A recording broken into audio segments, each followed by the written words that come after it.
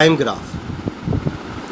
If we plot a graph between velocity and time, then it is called velocity time graph. And we can determine acceleration with the help of velocity time graph as well as displacement or distance from velocity time graph. हम velocity time graph की help से acceleration भी find कर सकते हैं और displacement या distance. Acceleration तो वही स्लोप होता है। एक्सेलरेशन वेलोसिटी टाइम ग्राफ के स्लोप को एक्सेलरेशन कहते हैं।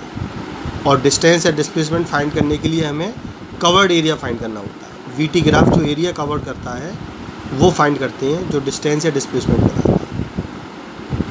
देखते हैं कैसे।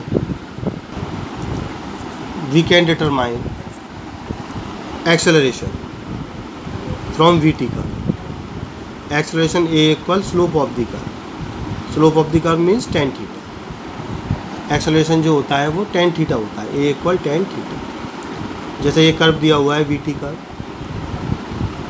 Eight a particular instant t1 the speed of any object is v1 and after some time interval at particular instant t2 the speed of the object is v2। t1 से t2 समय के बीच में उसकी स्पीड बढ़कर v1 से v2 हो गई। तो इतने पर्टिकुलर इस टाइम इंटरवल के लिए अगर हमें एवरेज स्पीड फाइंड करनी हो तो हम लिखेंगे v2 upon v1 divided by t2 upon t, जो dv ओवर dt है। यहाँ पर जो थीटा एंगल है वो इस कर्व का एक्स एक्सिस के साथ जो एंगल है, कर्व का एक्स एक्सिस के साथ ये थीटा है, the angle between curve and x axis. आप स्पीड इंस्टेंटेनियस स्पीड आपको t1 पर फाइंड करनी है तो आप ऐसे भी फाइंड कर सकते हैं। v equal tan theta. Tan theta हो जाएगा यहाँ से यहाँ तक का डिस्टेंस जो v1 minus zero upon t1 minus zero के इक्वल होगा। v1 minus zero upon t1 minus zero. आप पर्टिकुलर इंस्टेंट t1 पर एक्सेलरेशन फाइंड कर सकते हैं। a1 equal v1 minus zero upon t1 minus zero, या फिर t2 पर आप फाइंड कर सकते हैं v2 minus zero upon t2 minus zero, क्योंकि जो एक्सेलरेशन होता है वो स्लोप होता है, यानी परपेंडिकुलर अपॉन बेस। ये परपेंडिकुलर इसके इक्वल होगा v1 माइनस जीरो, और यहाँ परपेंडिकुलर जो होगा इस ट्राइंगल का परपेंडिकुलर वो इस v2 माइनस जीरो के इक्वल है।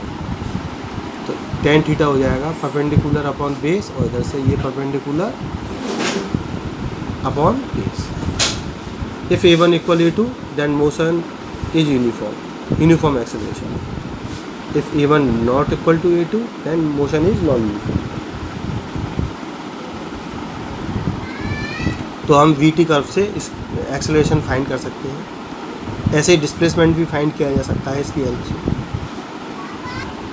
डिस्टेंस फाइंड करने के लिए हम area between graph and x axis find करते हैं। एक्स एक्सिस और ग्राफ के बीच कितना एरिया कवर हो रहा है वो डिस्टेंस कहलाता है।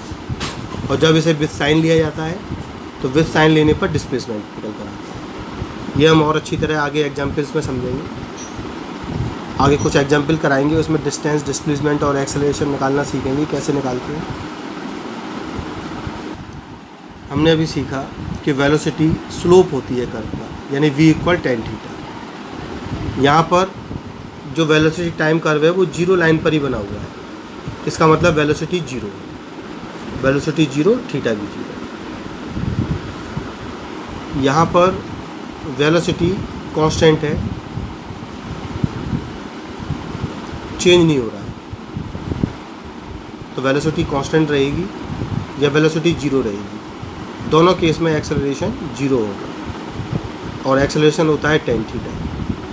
ए इक्वल टेन थीटा से इसका एक्सेलरेशन भी जीरो, इसका एक्सेलरेशन भी जीरो।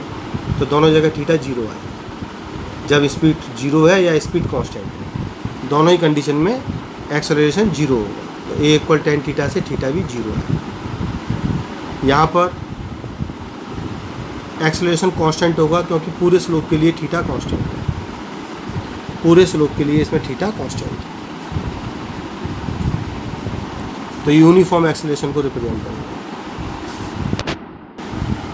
इस केस में ग्राफ ऐसे ऊपर उठता जा रहा है, जैसा हमने पहले स्पेस पोजीशन टाइम कर्व में भी बताया था।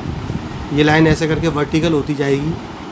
जब लाइन वर्टिकल होने की कोशिश करेगी तो थीटा इंक्रीजिंग होगा और एक्सेलरेशन भी इंक्रीज होगा। जब ये कर्व एक्स एक्सिस के पैरेलल होने की कोशिश करेगा तो थीटा डिक्रीजिंग होगा और एक्सेलरेशन भी डिक्रीजिंग होगा। इसको सही कर देते हैं, यहाँ गलत है ये।